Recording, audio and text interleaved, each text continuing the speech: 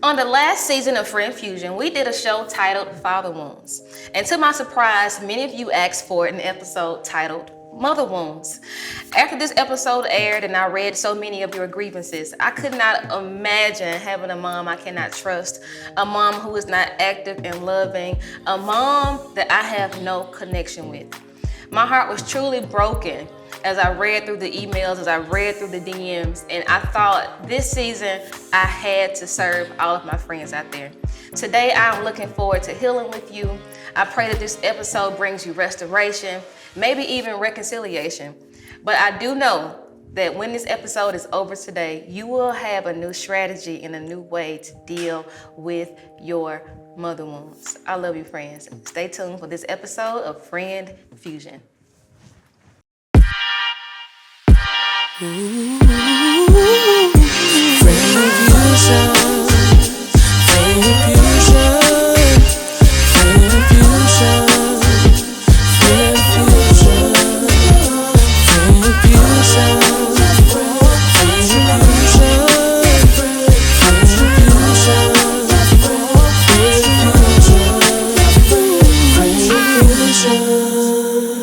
Friend Fusion,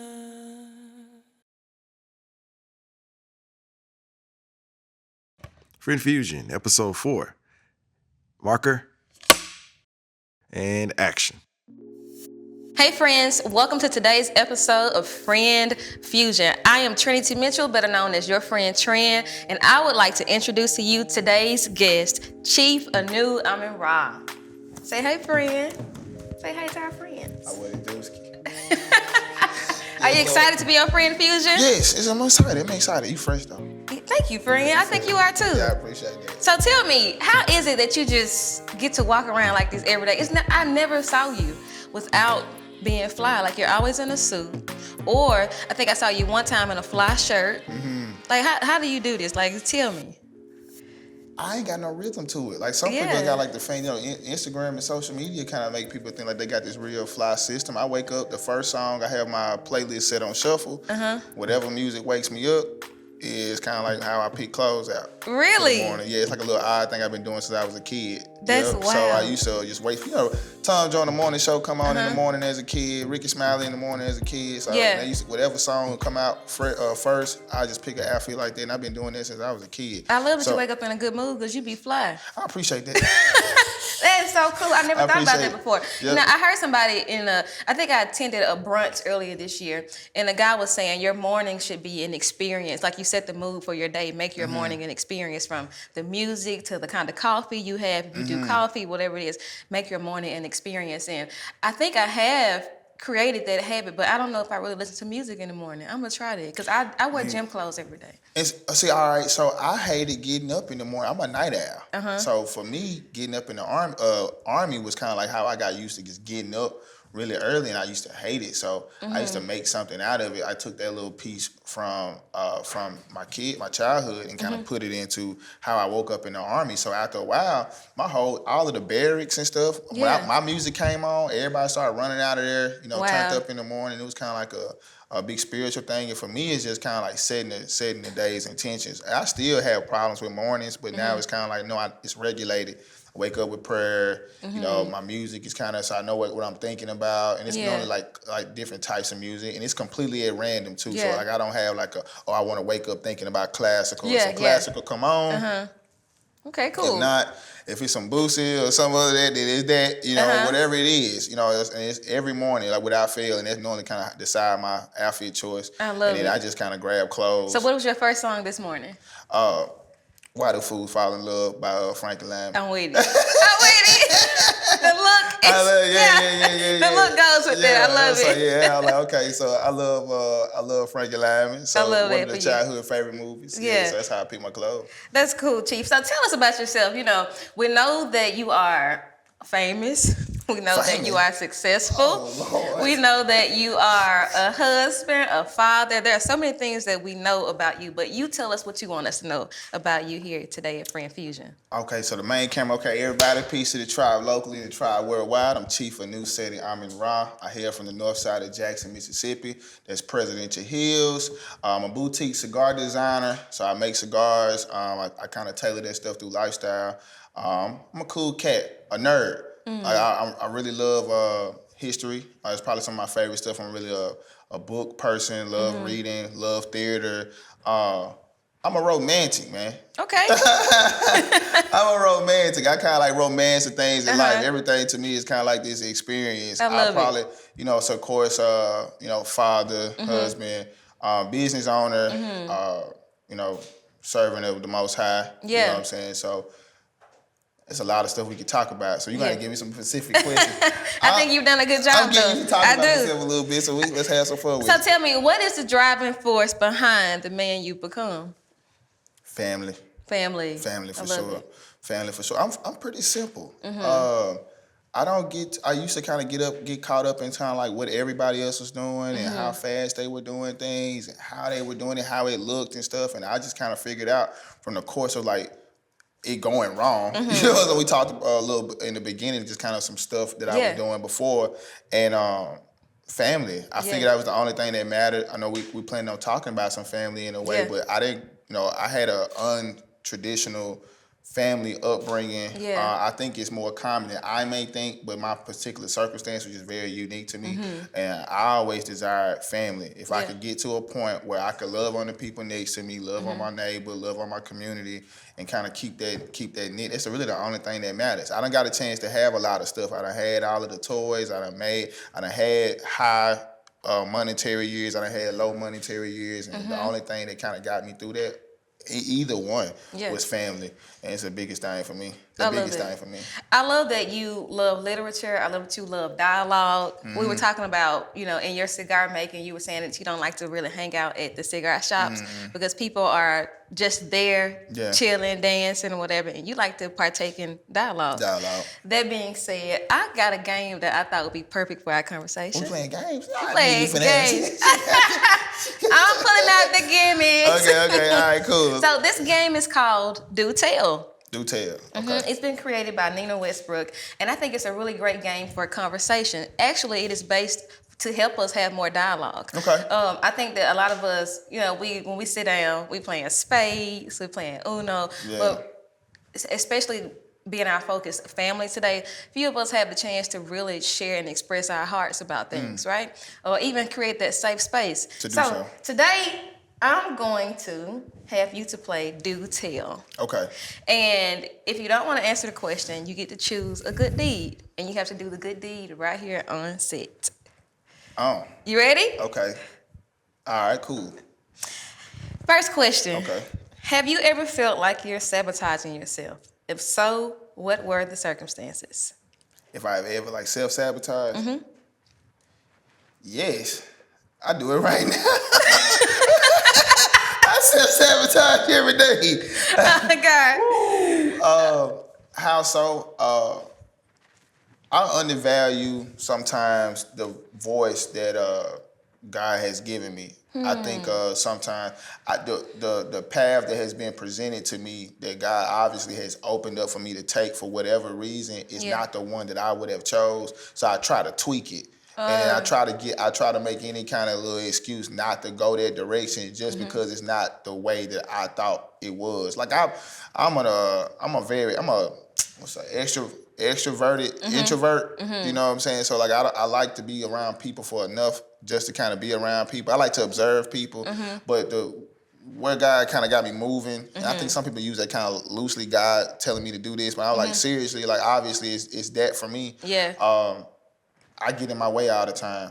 I try to talk myself out of things. I try to slow poke around stuff just because I'm like, God, I don't really want to do that, man. Yeah. And nah, he busts the dough down on me. And I do it every day. I fight it every day. Yeah. Like almost like a imposter syndrome almost sometimes. Wow. Because all of this stuff is like larger than life for me. Some of the opportunities I've met, and it's like that making sure I still keep that open thing of self-confidence. So I do love it every it. day. Yeah, I do. love your transparency in it. It helps. Yeah. It helps heal and deal with it. Yeah. You know, and just kind of, and it's self-reflecting, you know. So once you kind of get to that point where you just reflect on where you at with stuff and help you move forward, for sure. I love it. Next question. Okay. Do tell. What is the most common misconception people have about you?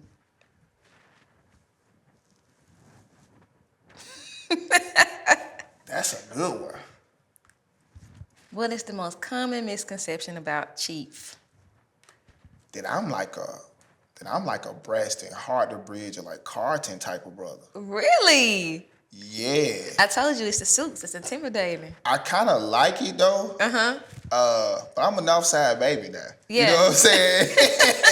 But I think it's probably like, you know, or that I don't have, because I'm never like really kind of like having, appears that I'm not having fun. I'm not at places.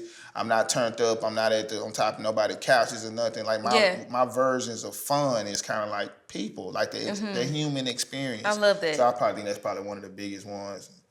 Oddly enough, these questions ain't bad. I love it. Okay, cool. Okay, cool. Do you think, as a successful entrepreneur, that it is important to use your influence to empower other Black entrepreneurs? Yes. Now let me put some context to that. Okay. All right.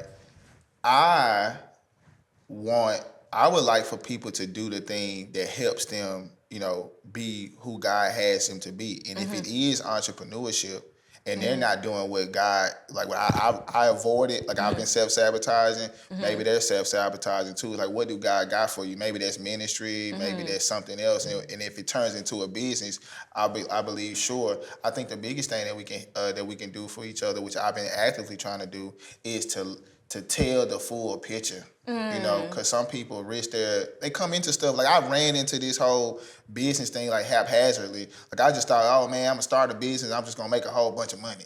No. Yeah. No. Yeah.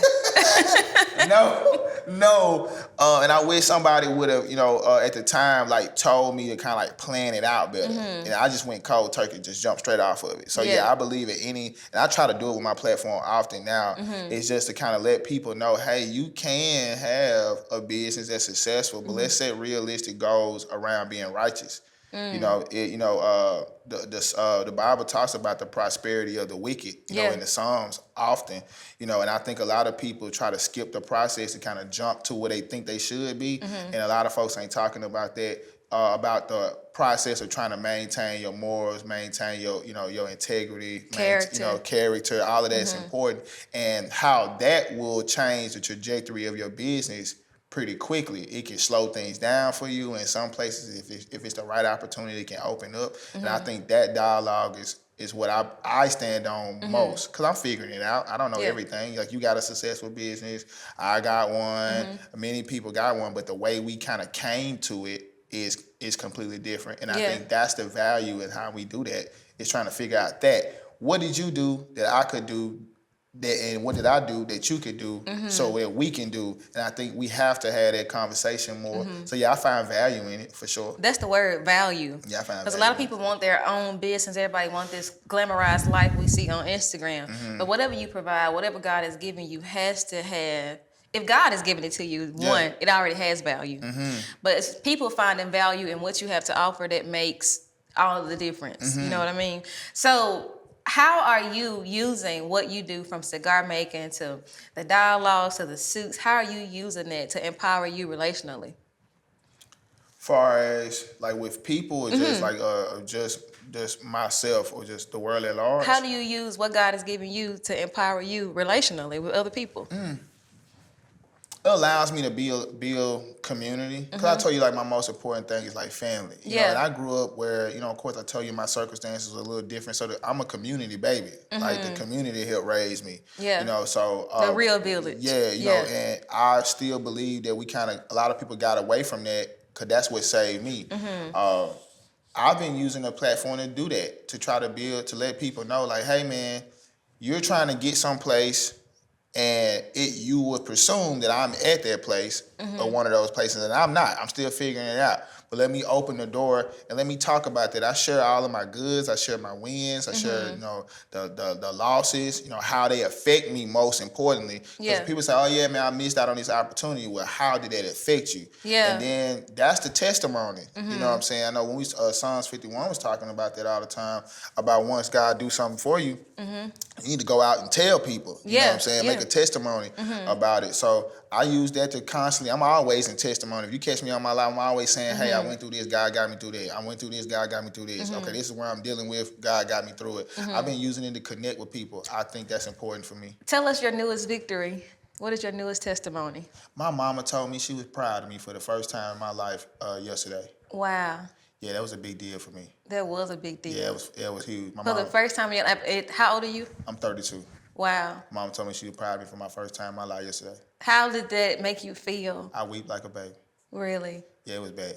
Yeah. I was snotty nose and everything. Yeah. Yeah, it was good, man. Especially all I've been through. All I've been through, especially with our relationship between her and I. To be able to hear something like that, I didn't know I needed to hear that. Yeah. You know, and Yeah. it just kind of made the wild shooting in the woods kind of made sense for me. You know what I'm saying? It was like, okay, so my mom, that's the biggest thing. My mom told me she was proud of me. Wow. And I did not know that was your newest victory with this topic today. Yeah. That's crazy. Yesterday. It's crazy. That's I was crazy. like, okay, this is crazy. I'm coming on the talk show. We talking about moms, and my mom called me and told me she was proud of me, man. Wow. It was completely brand. And before that, I hadn't talked to my mom probably about 5 months. Wow. You know, God has a way of confirming what he wants to restore in your life, what he wants to do in your life. He just has such a way because, I was doing all my deep dives on you. I was researching you, going through some of everything. I mean, I got your old tweets, okay, honey? So, I was watching everybody Don't go look on Twitter, y'all. I was watching everybody talk to you about cigar making, which I think is so cool. I don't know anybody who makes cigars. It's like, that's crazy. I mean, it's fun. It's fun. It's different. But it's part of my family's heritage. Parts that I kind of dropped just because everybody.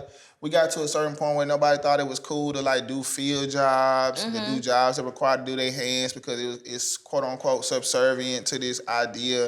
And that's some part about media that I do, which is why I try to use my platform to yo. It may not be what you want to do now, but it's kind of what your family has done to kind of make you who you are, and it's some of those things you got a chance to hold on to. So you're not the first generation cigar maker. I'm the first person to roll cigars and like craft them, but I'm not the first person to grow tobacco. My family grew tobacco, for a long time. That's amazing. So when people say, "Hey, my family was a sharecropper," my family grew tobacco. Like that's the crop that we shared. It wasn't cattle; it was tobacco. And so my family has historically grown tobacco. And that's the plant that my family knows. I used it for medicine as a child. You know what I'm saying? When I got chicken pox, all of that type of stuff, that's what we used. And tobacco is kind of like having bay leaves or mint in the house. Yeah. Everybody, did it. But I would like to share with that, most people, especially in the Black experience, we all know somebody who smoked a pipe. Granddaddy smoked a pipe. Grandma did. Grandma did chew or something. And we don't talk about how intricate tobacco is, like far as like part of Black culture, and that's kind of how I've been using my platform to say, hey man, it's cool to pick up some of that old stuff that your family put down, because that's what makes you special. Yeah. And it's also something that's not up for competition about. It's like, hey man, this is my family's narrative. Yeah. It doesn't matter what your narrative is your narrative and this one is mine, but I'm gonna share it because it's the only way to keep it alive. And my grandma did a really good job with documenting her story. So she's documented every year of her life since she was 19, like in a written journal. So I got a chance to keep up with that type of information. Beautiful. So yeah, it's something happy to be about, to do. It was the primary reason why I took the way I took it was no one thinks about using old skills and make them new. Like modernize it. Yeah, sometimes if your grandfather was a shoe cobbler, it would be cool to see you do shoe cobbling in the world of social media. It's like that's something that you have, someone gave to you. It's unique. No matter how small or big, and as long as humans are alive, we're gonna have on shoes. Yeah. So it's kind of like let's talk about it. Yeah. So and let's do that. So I've been trying to use that to say, hey, no matter how small, no matter how country you may think this stuff is, pick up what you got and use it and make something out of it. And if I can make a business out of doing what I'm doing, I know it's possible to make a business out of almost I love anything. that too, because I feel like for us, you're showing that we have so much more to offer. While it's great to have a boutique, it is great to have a fitness, whatever you got going on, whatever it is that your business is. All of those things are absolutely amazing, but it's something about doing what's in you already, Yeah. you know, and rebirthing it, modernizing it to not only separate yourself, but to show that we have more to offer. Preserve stuff Yeah, too, and you know, yeah. and that's been a unique thing because I did a lot of corporate stuff. I did the Army and all of that stuff. I did fashion in the high level, did Yeah. the costume. There's a lot of people who've gotten credit and accolades for doing this stuff Yeah, already. yeah. I wasn't intentionally trying to seek out something to be like, oh yeah, I'm the first person. 'Cause I'm not the first. Pardon me. I'm more on doing something that people. It slowed me down. It made me have to trust the process a little, and then it was a risk. I like to take like healthy risk. It was kind of like, yo, I don't know no one else doing this. Let's figure out how to do this in a way. And the lesson was, what God got for you is for you. Yeah, love it. Because I spend more time now not even talking about what I do for a living, but I'm where I'm at in places because of what I do for a living, which is crazy. Yeah, and I think when I was listening to you speak in some of your interviews, I was like, I like this guy. He's too conversationalist for me to talk about only cigars. I want to get into his business. I love you for that. And you know, that being said, you mentioned that your mom told you yesterday, this being your latest victory, your most recent victory, that she was proud of you. And in one of your other interviews, I heard you say that for most of your childhood, your mom was incarcerated. And I would like to know how that has shaped you into the man you've become, and if you've ever found yourself resenting her for some of her decisions. Yes. Okay. My mom is a nurse practitioner, like went to school for nurse prac. My mama has a DNP. Like my mom was like had the opportunity to like do really, really well. And she chose the alternative, you know. For me, my mom spent, you know, most of my childhood in prison. I didn't grow up with, you know, having a mom in that traditional capacity, like with mom love you. Hey, if you fell down, your mama kiss your wound. My mama Yeah. like, you know, get your hands up, man. Yeah, You know what yeah, I'm saying? You know, like we are, everything she taught me was kind of in preparation in her mind to prepare me, one, to be her retirement plan. That was my mom's retirement plan. Wow. But also just to make sure I can be able to navigate. So just being able to see my mom, you know, from behind the prison door, you know, I didn't actively grow up with my father in the home. You know what I'm saying? So my grandma was my primary caregiver, you know what I'm saying, most of my life. And so my grandma been old my entire life, you know, and I think the biggest part that I didn't know how to love people, you know. Everything was always like war scenarios. So I told you about my best friend, Jason. So I grew up across the street from Jason, and his house is kind of like where I found like little refuge. Like I was kind of like Jazzy Jeff almost.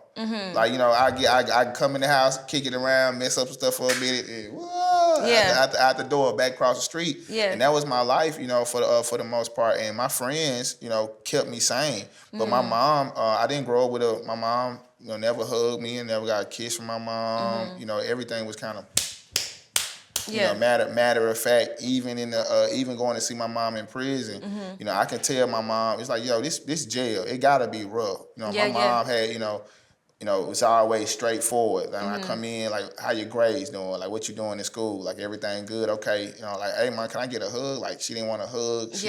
It was never one of them type of things. And I used to always wonder, you know, why did you do this if you didn't have to? You know?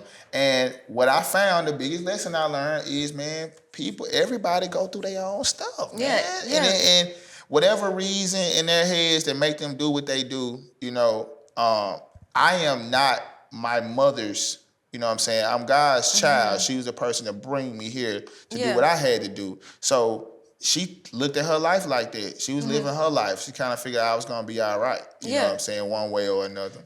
Yeah, but resentment definitely. It spiraled me into like acting out. I had no respect for just, I got mad at people who had parents. You know, like, I'd be like, oh, man, you suck. You know what I'm saying? Like, but then it also made me very grateful for what I did have. And then it made me tell people, it's like, yo, you had 2 parents in the home and 2 upstanding parents who loved you, that type of thing. Like, it ain't as bad as you think, bro. Listen. You cannot have no parents. Yeah. You know what I'm saying? And your mom, being her first dedication is to the streets. And that's my mama's proclamation out her mouth, you know. Very hurtful. It made me cold. It made me, because even still, I handle trauma to this day. Very, what's the words? Stoic. Kind of, it is what it is, man. Yeah. You know what I'm saying? That's kind of been, and just for the first couple of times in my life, you know what I'm saying, I've been feeling, once I had my own child and got a chance to like see, and I got what I wanted out of the situation. I think it's a big deal though. But the most part, it's like, why my mama had to do that? Because it tore me up. Yeah. And I still deal with it, every day, just because it's like, yo, my mom told me yesterday, I'm proud of you. And I know this is it's a pretty casual show. I don't want to say exactly what you said. No, go for it. Go for it. I'm proud of you, nigga. Oh, shit, I'm proud of you, nigga. That's exactly what she said. Yeah. You know what I'm saying? And she said for a minute, she kind of got herself together, then she cried. Yeah. I had never heard my mom cry. Wow. You know what I mean? And it was like somebody died type cry. You know what I'm saying? And just kind of see that she was dealing with her own set of traumas, her reasons why she wanted to do stuff. And my mom had her own reasons for stuff that was completely different. I think the children kind of slowed down what she wanted to do. Yeah. But she even had us out of necessity in her mind. You know what I'm saying? It wasn't one of them type of things. She taught me a lot of lessons. Yeah. My mama was the first person to backstab me, and what I would consider backstabbing. And my mom, she told me on the phone, was like, hey, this was necessary. If your mama do it to you, then anybody else would. Wow. And how have you? And I don't mean to cut you off. I want to know that because I know it's something you actively deal with every day in overcoming this. And how are you doing it? As far as like overcoming stuff, being transparent. Being transparent. And taking a risk. You're just being riskful with your feelings. I think a lot of folks now are trying to get out of, they're trying to put, and they call it boundaries now. You know what I'm saying? That's for me, it's hand in hand with bags. Erykah Badu said bag lady. You know what I'm saying? You're going to miss your bus. You can't hurry up. You got too much stuff. You can't carry the wall with you. You got to stay behind the wall, which means you're stagnant. You're not moving. Right. I think the whole premise was Jesus, and we use Jesus, Prophet Muhammad, anyone we want to use, they kept moving. Even with the ridicule, the subjugation, the alienation, they kept moving. You know what I'm saying? They kept moving down the road. And I've had to learn to deal with those things. I just approach people very transparent. It's like, hey, man, this is how it makes me feel when you do that. And maybe my feelings may be unchecked. Maybe I'm out of pocket, but this is how I feel right now, and I must address that. Was it hard for you to learn to become that vulnerable? Yes, because I didn't have a choice. I mean, people just stopped talking to me. Like, I had friends, people just stopped talking to me, didn't give me any warning, and I found myself alone by force because people, almost kind of exiled me in a way. Do you think that was because of how you were before you were vulnerable? Okay. Dude, I lash out. It's just kind of like I just had enough, and I found myself in environments where, especially like around the church for a while, for me, because I grew up in the church, man, and my family was always church going. My grandma, big church goer. Like we didn't miss no. If the doors of the church was open, we were there. You know what I'm saying?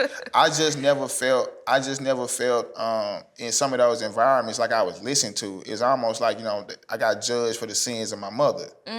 You know what I'm saying? I can relate to that. Yeah, it's kind of like, okay, his mom doing this, his mom doing that. I'll keep that little kid away from my kid. He gonna come in and be a poison on top of the group. And I used to get addressed like that. So, but my mom, and my grandma made sure that I was in like a lot of what I call personality curating activities, like the debutante balls. I was in the cotillions and all of the etiquette classes and Boy Scout, all of the stuff, speaking engagements, like All the things you do now. yeah, essentially now. You know Yeah. what I'm saying? That has created this avenue for me to be able to not look like what I was going through type of thing. Yeah. You know, which it's posed its own problems, but I feel like the biggest thing is just not avoiding it. Just getting on with it, man. Just tell everybody how I feel, and then we can deal with it from there. I love it. I love it. So, what is your relationship now with your mom? How would you describe y'all's relationship today?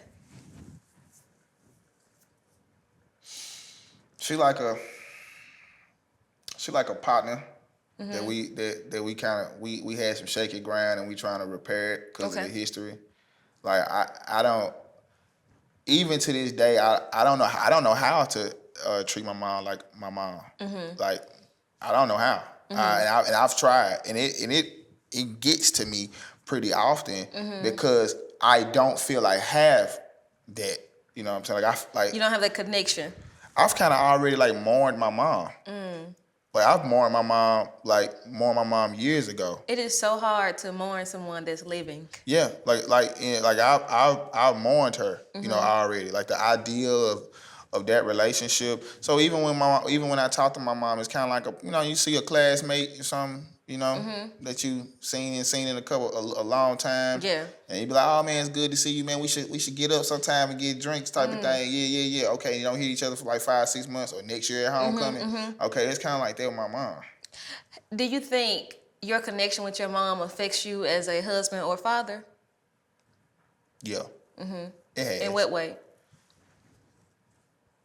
I had no prototype.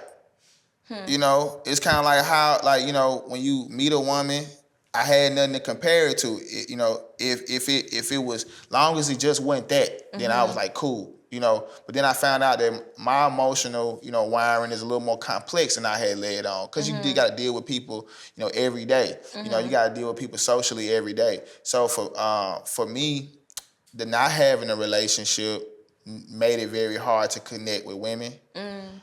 Particularly because I believe that anytime a woman asks me too many questions, that they were trying to figure out how to jam me up. You know, it's like, why you want to know that? Why you want to know all this? Why you prying? You know what I'm saying? No one ever cares, so why you care? You know what I'm saying? That type of thing. And that was pretty traumatic. Yeah. And it has cost me, relationships in the past, just because I just couldn't figure out how to turn it off. Wow. You know, fatherhood, same thing. I had a in my mind, it was like, okay, the only way my kid's gonna be able to survive this is if I rah, old fences type of daddy. You know what I'm saying? Because it's like, that's TV dads. That's all I got a chance to see is TV dads.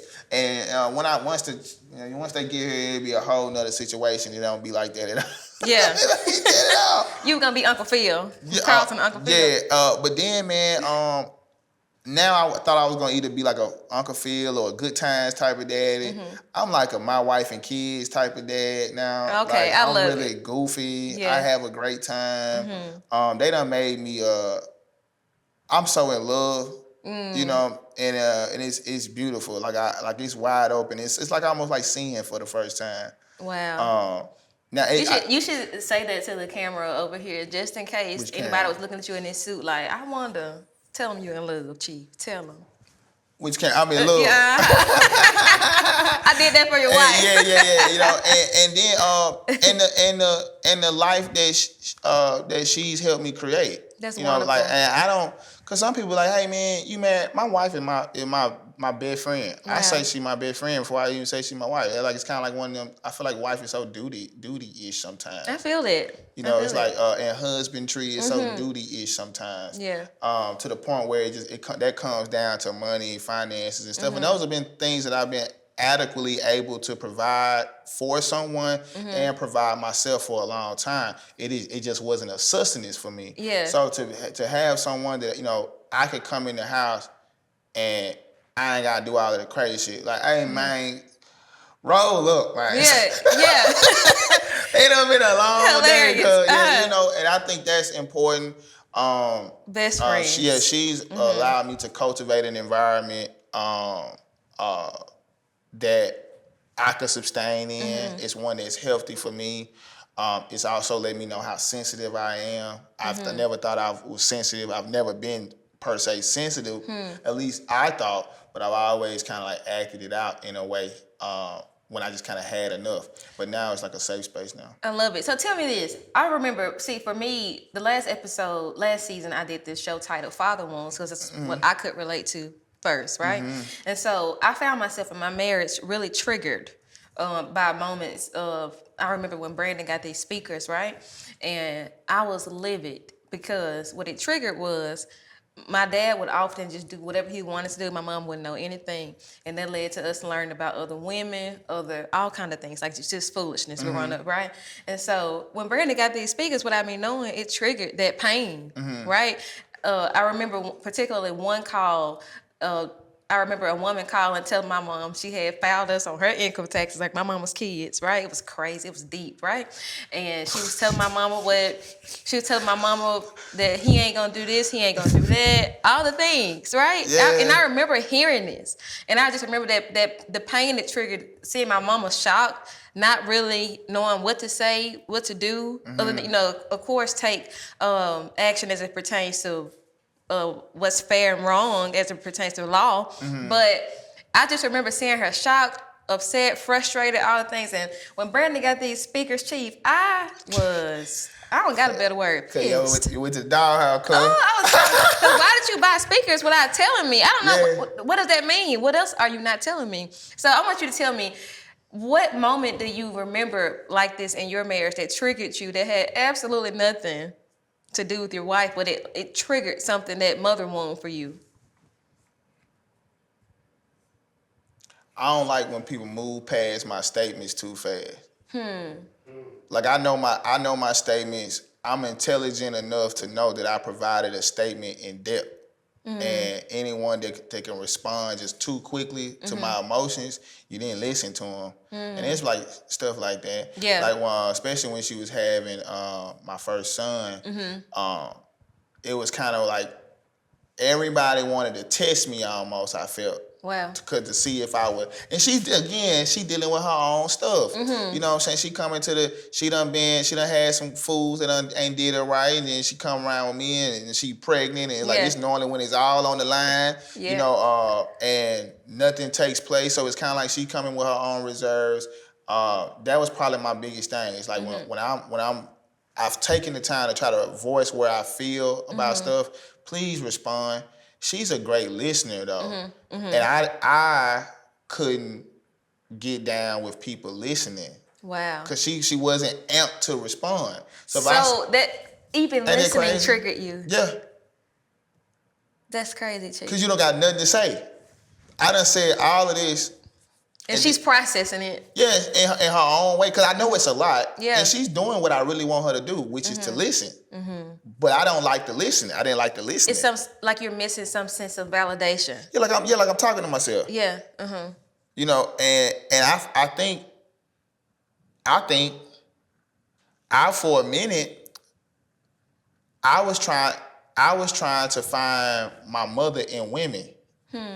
It was just something I already understood. And a lot of people say that, a lot of women particularly, black women say that men want them to be their moms. And so I want you to break that down. In what way were you looking for a mom in women? In what ways? Like, what do you remember doing when you found yourself like, I can't get this. I can't get a mom out of my wife or. To come home after a real crappy day and I really had some time, and this even before we was even no children or whatever, to come home or to come wherever she was and just be like, yo, I done got beat up out here today. The world just done tore me up, and you would think, I never had a moment where when I fell down and my mom was like, oh, let me kiss her, let me hug you or anything like that. It was like, man, get your ass up, man. Yeah, you know what I'm saying? yeah.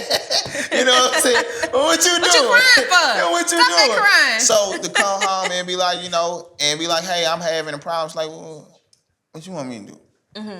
Or the response ain't, And she knows me well enough to know that I be needing a lot of alone time. So if I'm having a bad day, her response was, I'm just gonna go give him about 15, 20 minutes, bring him a cup of coffee, bring him a cigar. I'm gonna leave him alone and I'm not gonna say nothing. Well, that ain't what I want. But it's what I wanted at the same time. So have you been able to, I don't know if you've entertained the thought of therapy or if you participated in therapy, has anything like that, or your mentorship, your different safe spaces, how have they contributed to you being better about those things? I intentionally surround myself with people who are different from me on purpose. I've never went to real therapy. My friends have been my therapy. Really? You know, my friends. Holding you accountable. Yeah, and I've always had friends who will call it out. Yeah. You know, like, hey, bro, that's a hard line. You know, and I appreciate my friends for that. But even when I'm tweaking, I got friends I can call and cry to. You know what I'm saying? Partners, you know what I'm saying? Which is a big deal for me. And I think a lot of brothers, especially black brothers, don't get a chance to have conversations about how we actually navigate trauma. Most of the times after, you know, we'll take our information that we get and then we'll go to our friends and our homeboys and they'll just make it worse. Even not knowing that they making it worse because they haven't figured out a way to articulate how they feel. Right. You know what I'm saying? Right. So you coming in here saying, hey, man, bro, this done happened to me. Like, man, do you know what happened to me, man? Yeah. And then the next thing you know, it go around. My friends, me being very in the moment, taking the time to be like, hey, I'm tweaking. You know, let me write something down, writing things down. I started doing little things now. I asked my grandma, this is one of her things. My grandma keep up with a prayer book. She got a real prayer book. I don't know if y'all heard of a prayer book before. So my grandma write down all her prayers. And then she goes back and talk about when they were answered. Wow. Like, so she go back and revisit prayers that she's made 6 and 7 years ago and go look like, okay, yeah, God came through in this moment. And I started doing things like that. Start slowing down, knowing that it's that planning is important, especially for me. And I think a lot of us get off track because we don't plan. So that's kind of how I've been dealing with it all. It's been crazy. But I love that you said your friends have been some sense of therapy for you, like a safe space. Why do you think it's important for men, particularly black men, to friend forward? Now, when I say friend forward, I mean friends who are stronger than you, ahead of you, smarter than you, wiser than you, in particular areas of life so they can strengthen you, hold you accountable, and be your safe space. Because I think a lot of times we have friends, like you mentioned, where I had a bad day then. That person says they had a bad day, and it just goes around, but nobody gets any sense of release because another friend is stronger. We're just kind of all in the same cell, like cellmates, not really, you know. So why do you think it's really important for black men? I want to just say men. Why do you think it's important for men to friend ahead? I think the vantage point of men is we've been socially trained this way. Religious texts, so all of this kind of moves towards like the warring aspect of our mind, and we're always warring and warish strategy. And it's certain in the military. I make the military analogy. It's someone who has been trained particularly to be the best caregiver, like a medic, right? Everybody has basic CPR and all of this other type of stuff, but it's a person who's particularly trained to do this job at a high level. I think men should, look at this like they're going to war. If I'm going to war, who do I got with me? And do we have particular people that are trained to do particular things?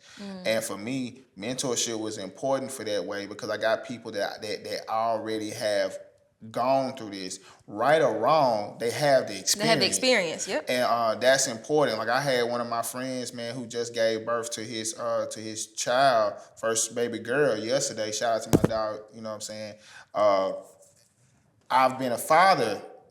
I'm a father. You know what I'm saying? I've done it before him, but I also grew up without one. Wow. You know what I'm saying? Both sides. Yeah. So now I kind of got that experience to take, and what has worked, what has not worked. I think it's the biggest thing I think brothers can do for themselves. It's healing in that.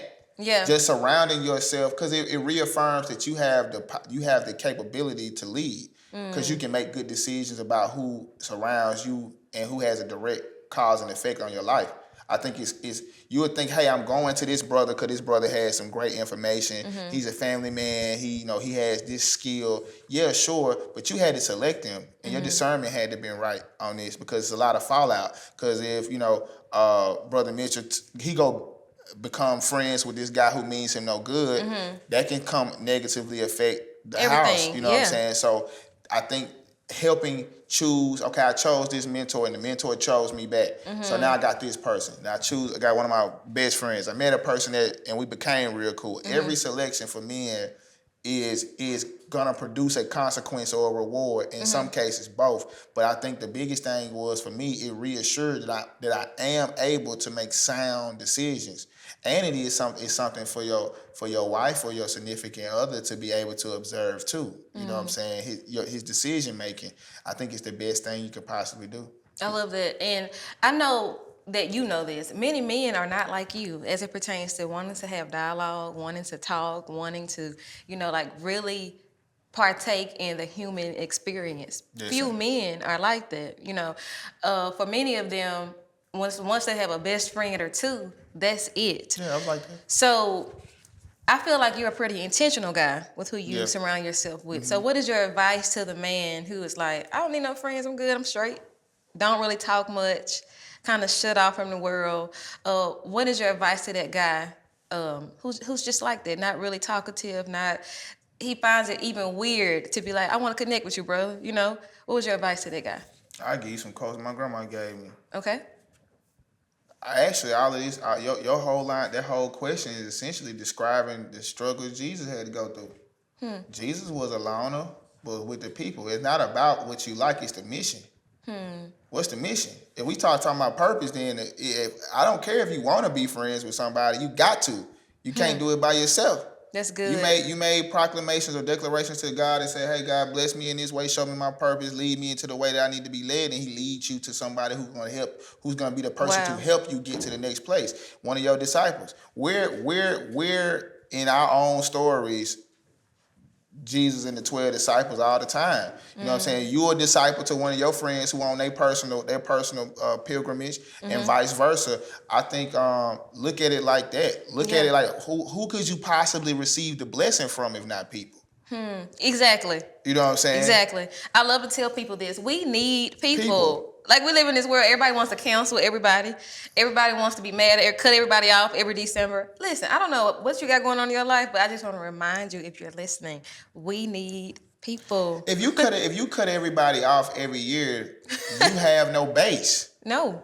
So I think that's weird when I meet people who don't have a solid friend group, or don't have anybody. It actually makes me a bit leery. Yeah, you have to wonder, because now this person, you're coming to facilitate a role in their life, and they need multiple roles taken care of. They need an operating officer, they need a technical officer, they need a lot of stuff going on in their corporation that they can't handle by themselves. And even businesses that are solo ran fail too often. Like, you have a team in here. You know what I'm saying? And it's people that you connect with, it's people that you respect. You know what I'm saying? It's your loved one. You know what I'm saying? The leader of your home. That type of thing. And in this position, this a yin and yang. So you the boss lady, and he's supporting. You know what I'm saying? I think the foresight of that, I think anybody should be trying to figure out, hey man, how can you add value to someone else so someone else can add value to you? And you can't sell anything without anybody. You can't promote anything without anybody. True. Your image is not validated without anybody. Like, you need somebody to be down for what you got going on. So embrace it. Yeah. And I used to be abrasive like that. I didn't like people. Like, I started getting scared of people because I just didn't want nobody to judge me because of my circumstances. And once I figured out that it's like, yo, let me just be clear cut about the type of person I want in my life, or that I think I need. But then also let me be the person that somebody would want to have in their life. I can take me a sip of water right now. That's very valid. Yeah. And that's probably the most important thing for me. Because I ain't gonna lie. That's good. I was a loyal friend, but I'm the friend that's gonna I'm gonna stress you out, man. I always want to go stress you out, bro. Yeah. Every decision you was worried about if I was gonna crash out or not. Yeah. We in the car, we driving, somebody blow the horn too bad. You try to just get the way you trying to go. And here you go. I'm trying to run a side mission. Yeah. You know what I'm saying? They like, bro, I'm just trying to go home, Yes, man. and I love that because we have so many people out there. I see the memes, all the things about the kind of people we want in our lives, but we don't realize that it takes us being those people to receive those people. You know, Are you being a good friend to are your you being a friend? good friend? Yeah, Like you know, are you, and that's a constant re-up on the relationship. Yeah. And I think a lot of people, what they really want to say, and what I wanted to say at the time was, I don't have the emotional intelligence to juggle a lot of friends. Because a lot of friends mean you got a bad day, you got a bad day, you got a bad Yeah. day. But then also it could be all y'all are having a good day at one time, and I can benefit from that. Yeah. I think it's more of, you know, when I have a bad day and I'm really like down and I question myself every day, and it's one of them things. But I got friends to be like, "Cuz, to take a time. Like, do I need to come over, come sit with you? Do I need to come be with you right now? If so, let me come do that. Or if it's something I'm tripping about, bro, get your head together, man. Yeah, yeah. Check in. I got the check-in friends, like tighten up, bro. Yeah. We at war. And I got the friend to be like, hey, man, you know, Yeah. it's gonna be all right, bro. Just stick it through. Right. I need both at different times, but I'm also both to people. You Yeah, know what I'm saying? absolutely. And it's never one-sided anymore Yes. for me. Everything is reciprocity. Yes. Based on reciprocity. So I love that. For me. Yeah, I think most people, like I said before, most people want the good friends. We want the people to show up for us, but we're not realizing that we have so much work to do and grow in character and integrity, and fellowship, and just being intentional so we can have those good friends. But one thing I have also found to work for me, I'm such a loner. Like, you know, when I'm out, I'm your friend Trent.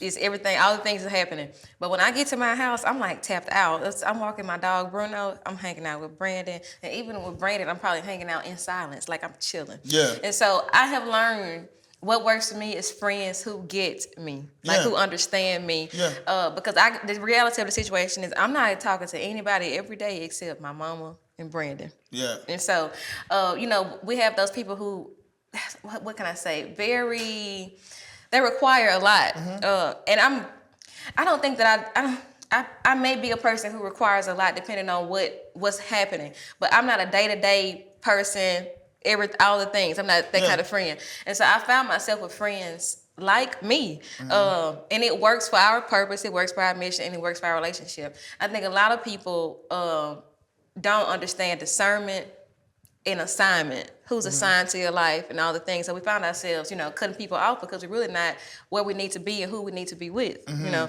So I found that to be very helpful for me. But before we leave today, we're almost done here. We've talked about mother wounds. We've talked about how they shaped you. We've talked about even your newest victory, your mom telling you that she's proud That's a of big you. deal to me, man. Such a big deal. That's a big deal to me. Even if she said, I'm proud of you, nigga. Yeah. Straight up. But I expected that from my mom. Yes. Have you gotten to a place where you have forgiven her? Yes. I love that. Yes. Yes. I understand, because I've made errors in my previous life that I've lived, you know what I'm saying, before I kind of went through my own little rebirth. And I took the whole world too personally. And I thought everybody who played a part, like who was winning while I was having my crazy situation going on, Yeah. that I felt like for some reason they were getting a better end of the stick. I got vindictive with God. God don't like me, you know what I'm saying? Like, you know, for a while. He likes everybody but me. Yeah, like everybody just having a good time and peachy. Yeah. But what I found was it made me a better friend to the people that I'm friends with, because I've been through so much that when people have problems that they're finding out now, some of this stuff is not as difficult for me as it may be for them. And it's like, yo, okay, let me walk through that. And the biggest thing for me was probably getting to the point where I forgave. I started having all the success in the world once I forgave my mom. I love that. I don't think that we realize how unforgiveness keeps us stagnant. Yeah. Because you really can't operate at your best when you are holding on to things that do not serve you well. Yeah. So just talk about how you feel like your life changed when you forgave. I didn't have Give us a before and an after. Okay. Before I forgave my mom, everything for me was had I not had my mom like this, I would have turned out all right. Had this not happened to me, I would have turned out like this. Where maybe somebody would have liked me better if they didn't know who my mom was. And, you know, and I'll try to like avoid all of that stuff at all costs. And then it was just kind of like, hey man, at any testimony that I am my own man, that I didn't turn out anything like that, then you should get to know me for, you know, for who I am. And I dropped it. Yeah. It was the biggest thing was she did it for her own reasons. I wasn't even a good thought or a bad thought in why she was doing what she was doing. I wasn't in the conversation. She was doing it for what she felt she needed to do at that time.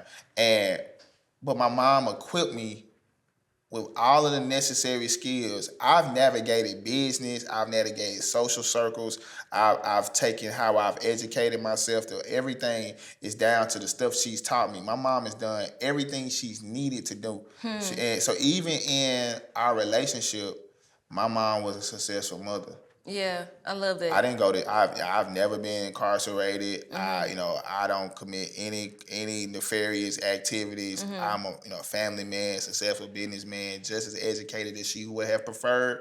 You know, I did all of the check and balances things that she thought that was good for me. And according to my mom, the plan she had for me, I pulled it off. I pulled it off in my own way. Yeah. But I got it done. And that was important for me. So, Chief, we're going to end here. You heard your mama say something yesterday that you haven't heard all your life in 32 years.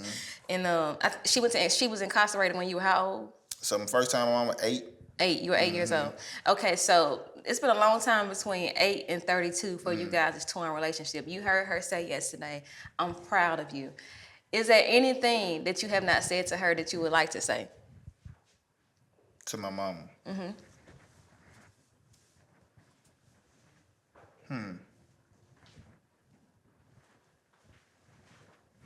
It's a good question. Damn. Nah, come on, now she go, okay, now that's a little hard. Anything I've never said to my mama. Yes. Never told my mama I loved her. Well, that's your camera. She's watching. I love you, mama. That's beautiful. That's beautiful. That's beautiful. I do. Yeah. Yep, I do. I do. Cool. It was irony how God works. Yeah. You know, the irony of it. I think, and that's a story. So I got my mama in the end. Yeah. You know what I'm saying? It's coming on around. Now my mom is starting to seek healing for herself. Yes. Yesterday, that conversation, she finna forgive herself. Yes. And I think that's when we'll be back. We'll be back here. Yes. But we got some time. Yeah, we absolutely. got some time. I love that for you. I'm proud of you. I appreciate it. I'm proud of you. I know that was big to say. I'm proud of you. Yeah. Yeah. It was the most validating moment for me. It made it all worth it. 'Cause I feel like I was running blind before that. Just kind of like, yo, I'm just whatever I can touch to get success. Is what it was. It wasn't because of that. And that's the only thing I needed to hear. Like, oh, it's been gravy. Yeah. My mama called me and said, I was like, oh man, whenever I need to get to. Yeah. I'm on time. Yeah, I love it. I'm proud of you. For sure. Yeah, this has been good. I'm wishing you guys healing, reconciliation, and restoration moving forward. And I really appreciate you being here on Free Infusion. Man, this is nice. I'm glad. I'm proud of it. So the cards, what did you think about the cards? I like the cards. You like the cards? Yeah, the cards.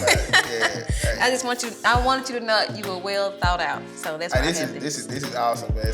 Salute to Free Infusion. Man. Absolutely. Yeah. Thank you so much. Man, thank you, sister. Yes, indeed. Well, friends, we have come to a close of this episode of Free Infusion. Thank you guys so much for joining myself and Chief. I pray that this conversation changes the trajectory of your life, not only with your mom, but whoever you need to forgive, whoever you need to move forward with. I pray that today, this conversation changes the narrative forever. I love you, and I cannot wait to see you next time on the next episode of Free Infusion. See you soon, friends. Free Infusion.